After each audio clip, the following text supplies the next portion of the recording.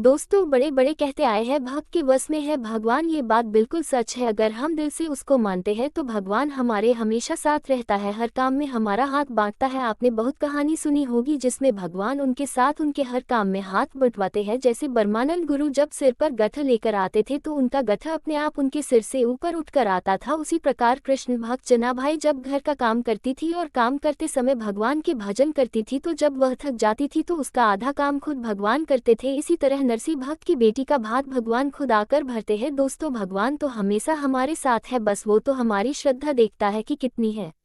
ऐसी ही घटना आज एक बुढ़िया की मैं आपको बताती हूँ। एक बुढ़िया गुरु गोरखनाथ के दर्शन करने आती है। जाते टाइम एक दुकानदार की दुकान से वो गुरु गोरखनाथ की मूर्ति चुरा लेती है। जब वो मूर्ति चुरा कर थोड़ी दूर चलती है तो उसकी आत्मा उसे कोसती है और वो आगे नहीं चल पाती। वो वापस दुकानदार के पास जाती है और कहती है, बेटा मुझे माफ कर दो, मैंने तेरी दुकान से ये मूर्ति चुरा ली थी, मुझे कोई भी सजा दो पर मुझे माफ कर दो। दुकानदार कहता है, तुम मेरी माँ के समान हो, मैं तुम्हें क्या सजा दे सकता हूँ, सजा देने वाले तो गुरु महाराज है। जब तुम ये मूर्ति चुरा कर ले गई थी तो तुम्हारा बटवा यही रह गया था जिसमें 2000 रुपए थे, उसकी कृपा हो तो कोई किसी का कुछ नहीं बिगाड़ सकता।